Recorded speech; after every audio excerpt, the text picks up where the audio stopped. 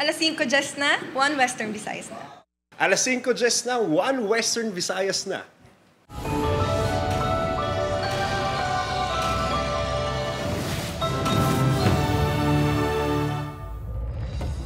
Mga balita nga atong tutukan subong nga Miyerkules, dugang nga mga lugar sa Western Visayas, posible madala sa areas of concern sang COMELEC.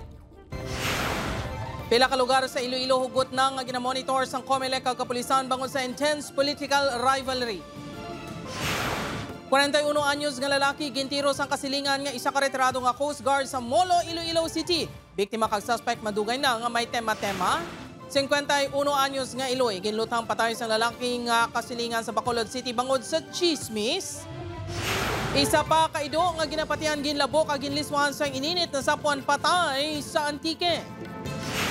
Kag Ilonggo food-inspired costumes ginbida sa mga kandidata sang Miss Iloilo 2025 para itipong ang Iloilo City bilang UNESCO Creative City of Gastronomy. Ini ang GMA Regional TV, 1 Western Visayas.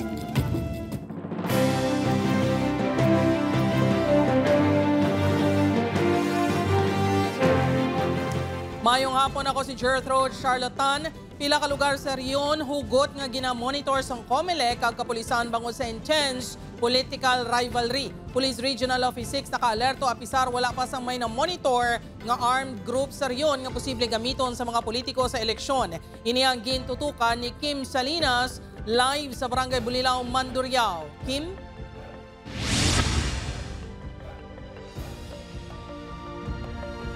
Jert, pila ka adlaw sang nagsugod ang election period, may pila ka lugar sa rehiyon nga ginalantaw sa karon ang COMELEC 6 nga may posibilidad nga mangin mainit ang kompetisyon. Intense political rivalry. Ini ang isa sa mga parameters nga ginakonsiderar sa Commission on Election sa pagkonsiderar sa isa ka lugar bilang election area of concern. Ini sa karon nga mga lugar ang mas ginahatagan igtalupangod sang COMELEC 6. Ginako sang COMELEC 6 nga may mga ginalantaw sila nga lugar sa rehiyon nga posible may mainit nga kompetisyon sa eleksyon apang hindi pa nila mapalayag. May aragin man kita ginalantaw nga mga gina-expect naton nga mangin close contest. Sa subong I just cannot mention but of course amo na siling kubla at tanan gina-monitor namon. Sa karon, parayon pa ang validation kag verification sang COMELEC sa sining nga mga lugar kag may posibilidad ini nga madugangan. Ginalantaw naton balak ang how things are playing out gapakadto kita sa palabuton nga campaign period. Samtang parayon man nga naka-alerto kag hugot nga ginamonitor sang Police Regional Office 6 ang mga politiko nga posible maggamit sang armado nga grupo sa rehiyon. Ini sa piyak nga wala sang may na-monitor ang kapulisan nga private armed group sa Western Visayas. Kung may ma-monitor sila, in case nga may mag-employ din man, we could take proactive measures before pa nila ma-materialize ang ilang mga plano. Bisan ang 5th distrito sa probinsya sang Iloilo, kung sariin madamo ang gun running activities ang na-record, kag nakumpiskar nga loose firearms ang nagligad nga tuig, nakabig pa nga malinong suno sa kapulisan. Samtang kaangot naman sa presensya ni Barotac Nueva Vice Mayor Hernani June Biron Jr. matapos badakpan sa pagupot sa mga armas lutang sa Arroyo City si Ryan Soliva sang Domingo Sangaga. Kadungan sa unang adlaw nga gunban, gintinguan sang news team nga makuhaan ini sang bahin apang wala ini nagsabat sa amon text kag tawag. Jert, liwat magasapol ang mga katapo sang Regional Joint Security Control Center 6 antes ang Pebrero 11 kag magapadayon ang assessment tubtob nga makapagwa sang pinal nga areas of concern ang COMELEC sa bulan sang Abril. Jert? Maraming nga salamat sa update. Kapuso Kim Salinas. Mga kapuso barbero, patay matapos gintiro sang kasilingan sini nga retired nga Coast Guard. Daan nga hilingkutanon ginatudlo rason sang kapulisan sa insidente. Si John Sala nakatuto. Lang tawab lang ginbilin niya. Apat pa nagkabilog niya. Wala sa kaluoy. Wala sa konsensya. Hustisya ang ginasinggitan sa pamilya sa 41 anyos nga barbero nga ginkilala kay Brian Gabuelo Matapos sa gintiro inis ang kasilingan nga si Noel Alonggongan, 66 anyos, isa ka retired Coast Guard. Sa panaysayon sang bata sang biktima nga nakasaksi sa insidente, matapos nila mag-inom-inom sang iamay, nagsaka na inis sa ikaduwa nga panalgan sang ilabalay. Apang nakitaan sang amay nga nagainom-inom ang sospek sa ilabalay, gani nagpangayo kuno inis ang sumsuman. Balya, kwa ade, ano gusto mo sumsuman, no? Te, pagkadudog kay, nadula sa papa. Kita ko na sa papa, kaya na damo ng dugo sa ulo. Si Weng, may pusil siya nga ginatutok. Tapos gintutok kapag samon, pati sa mga tanod. Tiro niya pagkat kami. Dugang pa sang pamilya Gabuelo, may patimaan man niya ginkastigo pa inis ang sospek. Natabo mismo sa sulod sang balay sang sospek ang krimen. Suno sa Molo Police, madugay na nga nagadumot ang sospek sa biktima bangod sa magahod nga sound system. Ang biktima, dati na nga may sala sa iya, atong ligan nga mga sinimana, may pista da, ang suspect na tayo nga tani bawas-bawasan ang ila sound system. Hindi mo nagapati ang biktima. Gilayon niya gindala sa ospital ang biktima bangod sa igo sa agtang kag abaga tugas ang kalibre 45 armas. Sunod sa sospek masabad ang biktima kag nagahara-hara padulong sa ilabalay. Apisar nga nanirado na kuno sila, nanuktok pa ang biktima. Hindi sa masunggang ka hara-hara na siya. Tapos minom sarado lang nga po liatan ko Suno sa live-in partners ang biktima makapila ka beses manila nga ginsita ang pamilya sang sospek bangod sa ilagahod apang wala man nila ginasapak. Desidido ang pamilya sang biktima nga pasabto ng sospek. Wala na may imuan mo na tabo. Tapos ano kami kasuhan na namin nga serya. Samtang ginkumpirmar sang bata sang biktima nga pasado alauna subong hapon, ginbawian sang kabuhi ang amay sa ospital. Desidido ang pamilya nga magpasaka sang kaso batok sa sospek.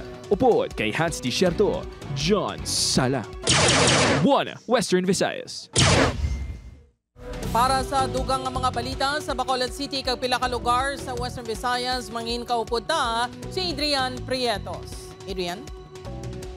Yes, Jers, mga kapuso, madamo gid nga salamat. 51 anyos si Eloy, patay isang gintiro sa iya kasilingan bungod sa ginapasuning pagpalaptas sinis ng istorya na hanungod sa love life sa suspect. Yaring balita aton gintutukan.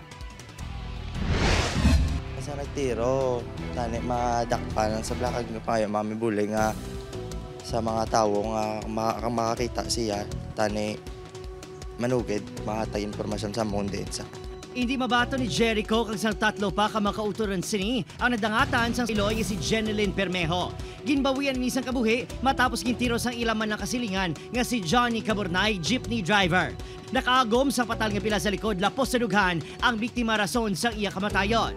Natabong krimen diri sa Araw Relocation Site, Barangay Vista Alegre, Bacolod City. Desyembre pa kuno suno sa kapulisan, may ara na sa hindi pag-insendihan ng suspect kag ang biktima. Na-found out naton nga ang motibo gali sa suspect nga ginimo yung krimen is ginapasibangdan niya ining biktima nga among feed nagabantay sa iya ka naga-feed sa information pagkanto dito sa live-in partner sang suspect sa abroad. Wala nagipatpat sang otoridad kung anong impormasyon nga ginpalabot sang biktima sa asawa sang suspect. Aminadong pila ka bata sang biktima nga sama-sami nagaistoryang ila-Iloy sa makasilingan sini apang ginapanginwala nila nga nagahilabot ang Iloy sa relasyon sa suspect kag asawa sini abroad. May iban nga ginalantaw nga rason ang pila kahimata. Uga marites saya sa prusa iban sa nga black. Pwede saya sa amon nga black. Ano lang kahisa-isa may kaugot balahaw. Amo na yang storya na nga may relasyon di na to ya. Ang ginambal nila nga may relasyon ng tiyo o kuno kag ang aring asawa yan ikagang banay ang nagtiro kay mama. That's why nga dos si mama ang ginabaso like. Opo, Kiril Casillo, Adrian Prietos, Western Visayas. Mga kapuso, matapos ang pagpatay sa isa kaido sa Bilison, Antique, sa pagid kaido nga ginapatihan ginlabo kag ginliswan sang ininit, nasapuan man nga patay sa Banwa sa San Jose, Antique. Si Zen Kilantang Sasan nakatuto. Matapos nga nag-viral sa social media ang pagpatay sa Siberian Husky nga sinami sa Bilison Antique, isa pagid kaido ang nasapwan patay sa Barangay Funda Dalipe sa banwa naman sang San Jose, kaiping lang nga banwa sang Bilison. Domingo sang aga sa natalupangdan sang pamilya Veracruz nga nadulang ilaido nga si Pogi nga mixed dachshund askal, 100 metros sang antad halin sa balay sang Tag-iya. Nakitaan kahapon nga wala na sang kabuhi kag nagapanimaho na si Pogi. Nagpakigangot man ang pamilya sa isa ka animal welfare advocate, ginapatihan nga si Pogi ang ginlabo kag ginliswan sang ininit bangod na lapnos ang panit sini sa lawas. Si Pogi siguro may nadakgan nga may init nga sa neighborhood nila, nag-try nga makagwa. And then amuna ang nasapitan niya nga siya ginlampusan kag ginpatay. So kasakit ang daghan ka owner. Dugang pa sang animal welfare advocate, madamo na sang unreported nga animal cruelty nga nagakatabo sa probinsya. Damo-damo, kung hindi lang gini nga ginatos, hindi linipo nga mga animal cruelty ang gatarabo diri sa Antique tungod sa mga nag-aaragwa nga maayam nga ginapost man nila, ginapangita man nila, pero amo na gani ginahalitan sa mga neighborhood kapag sino manda nga waay gidyasi pagpalangga sa mga ido. Dako nga bulig kuntani kung ipakapon ang mga ido agud malikawan ang pagdamo kag paglagaw sang kasapatan. Ginahinyo naman sang animal welfare advocate sa mga tag-iya sang ido nga ipalabot sa kapulisan ang insidente para maimbestigaran. Samtang aminado naman ang Bilison Police nga nabudlayan sila sa pagkilala sa mga sospetsado sa pagpatay kay Nami sa Barangay Sinaha, Bilison. Inibangod wala sang mabakod nga ebidensya o kun wala sang matindog nga testigo nga makatudlo sa nagpatay sa ido. Wala po silang maipresent sa atin, so kami, sa PNP, hindi po kami pwede mag-file ng case. So, mere allegations lang po. Kailangan po namin kahit na circumstantial o corroborating evidence. Mismo ang Philippine Animal Welfare Society ang magapasaka sang kaso sa mga sospek agud mahatagan sa hustisya ang kamatayon ni Nami. Ginaganya taman sa otoridad ang publiko nga hindi magkahadlok sa pag-report in kaso na halita ng ila kasapatan. Upod kay Cirilo Renduque, Zen Kilantang Sasa, One Western Visayas.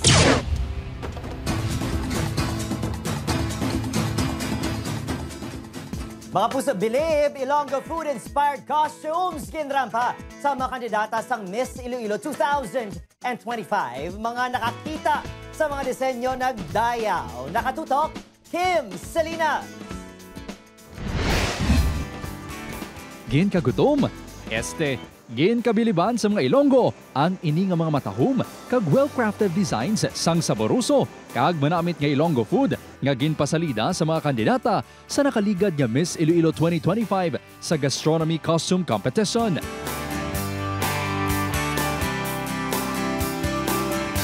Bida nga costumes ang linaga, siopaw, papaya rosette, linabogan nga manok, talaba kag sinamak, kag madamo pa.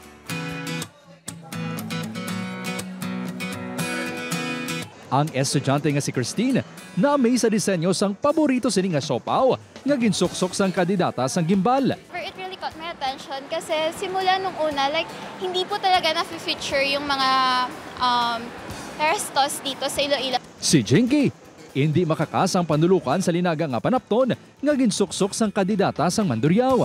Parang gutom ka kasi parang ang sarap tingnan, parang nagugutom na nga ako. Ang napili nga tema sang Miss Iloilo Organization sa costume competition subong nga tuig sa tuyo nga mas ma-promote pa ang Ilonggo food and delicacies kasunod sa pagkilala sa syudad bilang UNESCO Creative City of Gastronomy.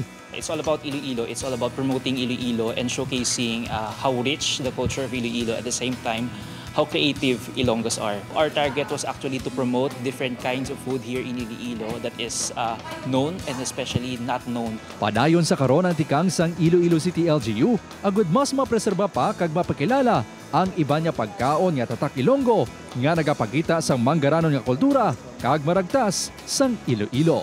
We are making sure that buwan-buwan talaga may mga nangyayari. That's why we are conducting our monthly night market. Upod kay Romel Forquia, Kim Salinas, One Western Visayas.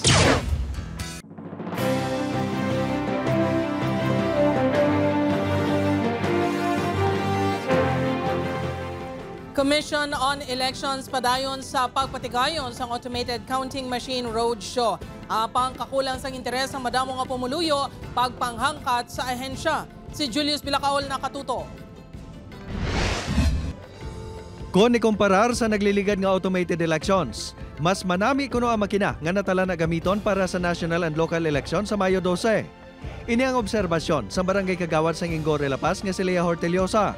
Si Kagawad Horteliosa ang isa sa mga nagpasakop kag nagtesting sa automated counting machine sa roadshow nga ginpatigayon sang Comelec, Iloilo City sa barangay Ingorek. Nagtambong man sa Hilikoton ang pila ka pumuluyo sa barangay San Isidro, Banuyaw kag Tikod. Kay makita mo after mo nga nagbuto, makita mo siya dason ang imuhin buto pagun ano imo nga sala. Apang kun madamo ang tumalambong sa ACM Roadshow sang Comelec sa Ingore, kadama naman sa ila ginakatuan, ilisipon lang ang nagatambong. Kagini ang nagaserbi nga panghangkat sa ehensya. Ang problema naton ang mga tao wala sang familiarity no, ang proseso bala sang pagbuto no, tani kung may balaan nila subong. So, familiar na sila. Apang sa pihag sini, kumpiyansa sa gihapon ng Comelec nga mangin matalonsay ang pagboto sa mga botante. May ara kita nga mga electoral board no diri sa Iloilo City. So, the same man gyapon nga procedure pero ang kaso lang ang kinalain diri ang function sa machine. Sa adlaw sang eleksyon, pagabuksan sang Comelec ang polling precincts umpisa alas 5 sa aga, kag pagatakpan alas 7 sa gabi. Ang alas 5, tubtob alas 7 sa aga, ang igahatag nga tion para sa mga senior citizen, PWD, kag iban pa nga nagakinahanglan sang espesyal nga atensyon para makaboto. Upod kay Hans Desierto, Julius Bilacaol. 1. Western Visayas.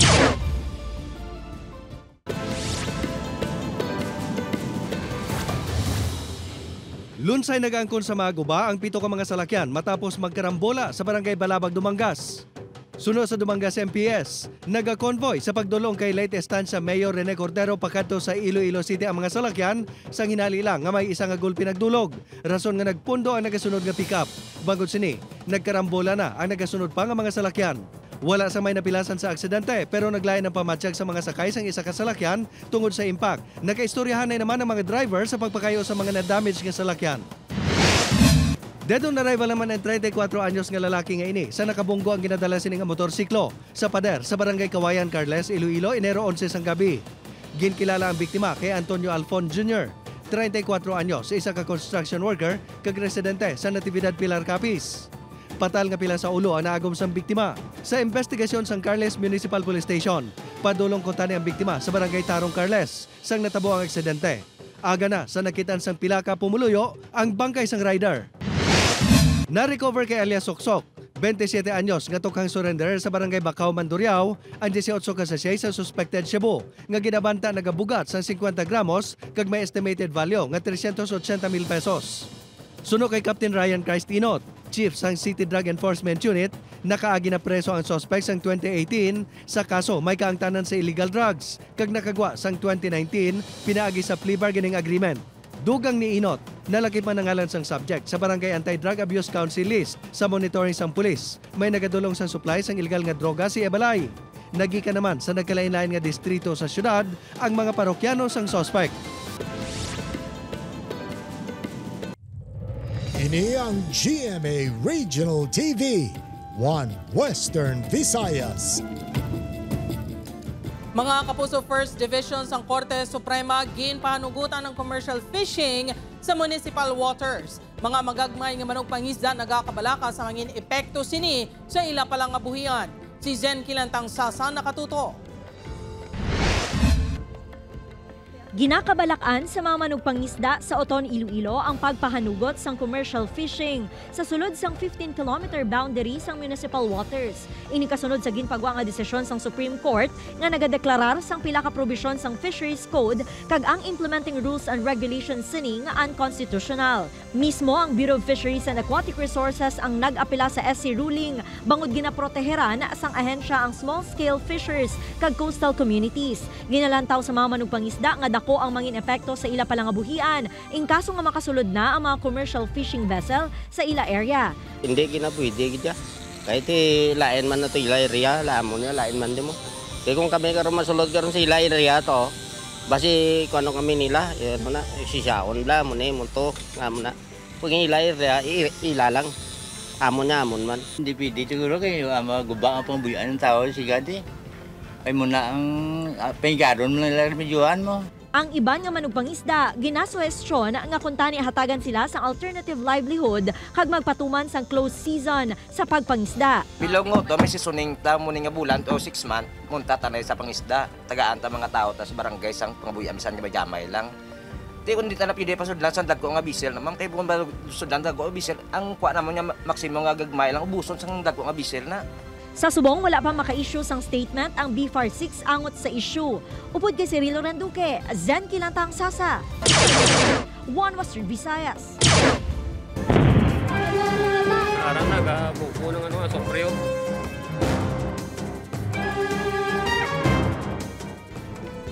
Mga dapat naman himuon pananglitan ipasaka sa Alert Level 4 ang status sang Mount Canlaon ginaprepara na sa Task Force Canlaon. Nakatutok Irene Pedreso.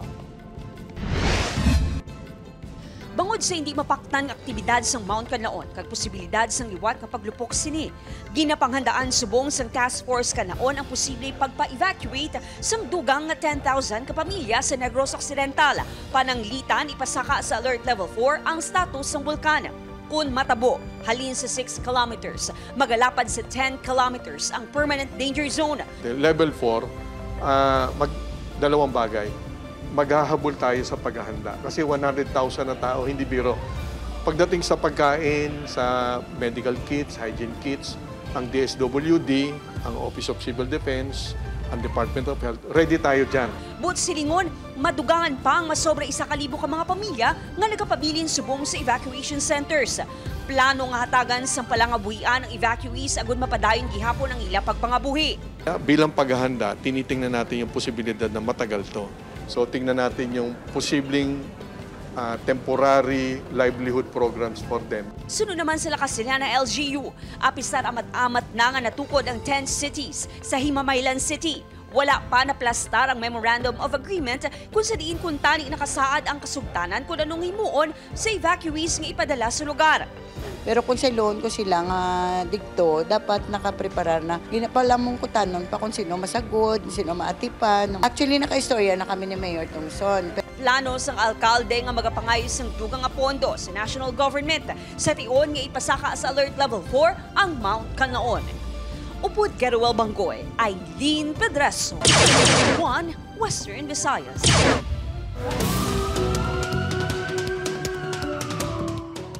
Natumod na sa Pavia Municipal Police Station ang 3 ka mga prime suspect sa pagtiro patay kay Pastor Douglas Hover sa sulod mismo sa iyang salakyan sa Barangay Anilao, Pavia, Iloilo. Sunod sa hepe sa Pavia Municipal Police Station, padayon ang ilang pag-monitor sa 3 ka mga suspect nga nakuhaan sa CCTV footage sa Barangay Pagsangaan, Pavia antes ang krimen kag sa Barangay Anilao sang nagpalagyo na ang mga ini. Nagpangayo man sang paghangop ang kapulisan sa publiko bangon na dugayan ang pagpasaka sang kaso. Initanan ang kabahin kuno sang ila maid-id nga investigasyon na agot mangin madinalago ng kaso.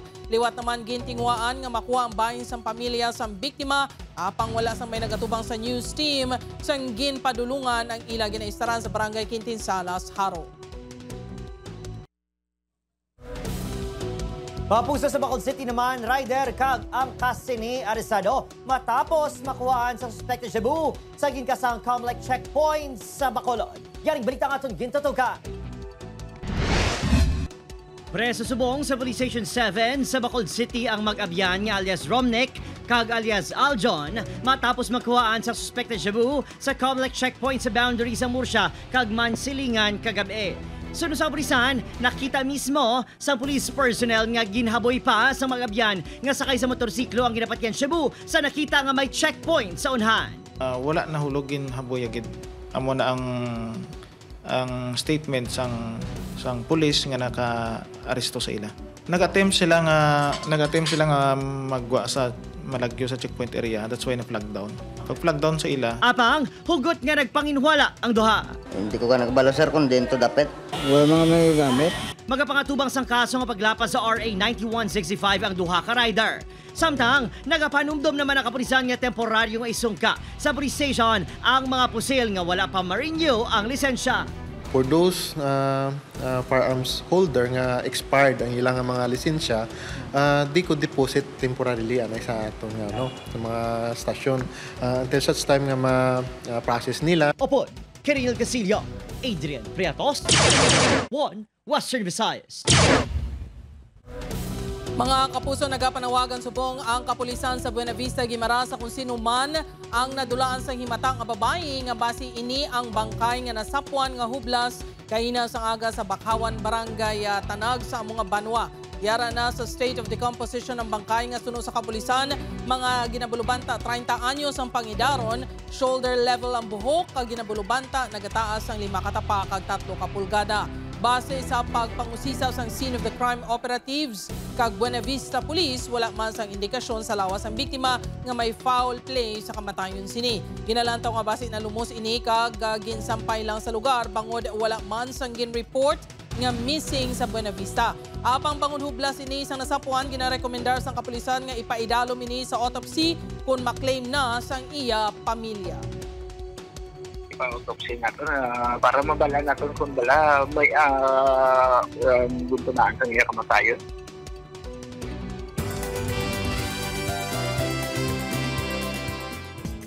O exciting mga kapuso, get ready nga makita ang mga kandidata sa Miss Sinulog Kabangkalan 2025 nga magapasalida sa ila beauty, poise and glamour para makuha ang titulo kag corona.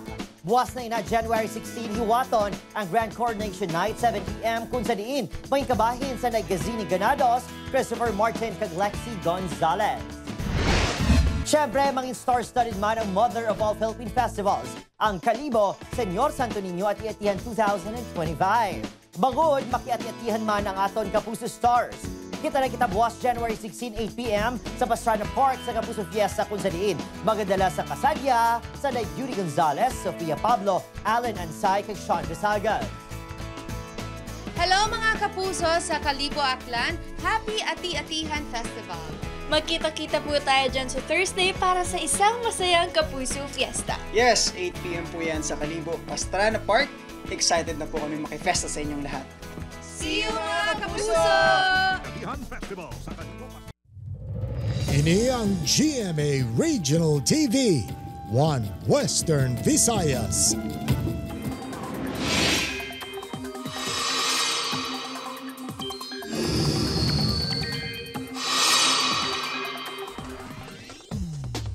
Mga puso, temporaryo naman yung naghinang epekto sa shear line apang sunod pa sa pag-asa, posible nga magbalik ang pagluntad sini sa mga masunod nga inadlaw.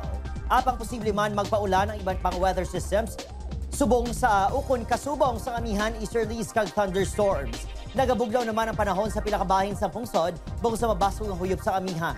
Kaya nasang aga na record ang 15.5 degrees Celsius sa bahin sa La Trinidad, Benguet. 16 degrees Celsius sa Baguio City, 19.6 degrees Celsius sa Itbayat, Batanes, Kaga, Tanay, Rizal sa 19.7 degrees Celsius. Sa datos naman sa Metro Weather, may mga lapta-lapta nga ulan sa gihapon sa pinakabahin sang Aklan, Capiz, Iloilo, Patiman sa Negros Island region. Posibleng ulan sa nabiling nga bahin sa pungsod.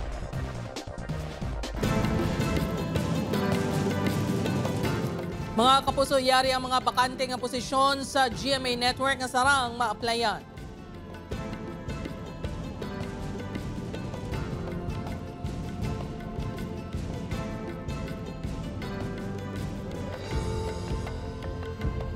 Sa mga interesadong aplikante, pwede magpadala ng application letter sa careers.gmanetwork.com.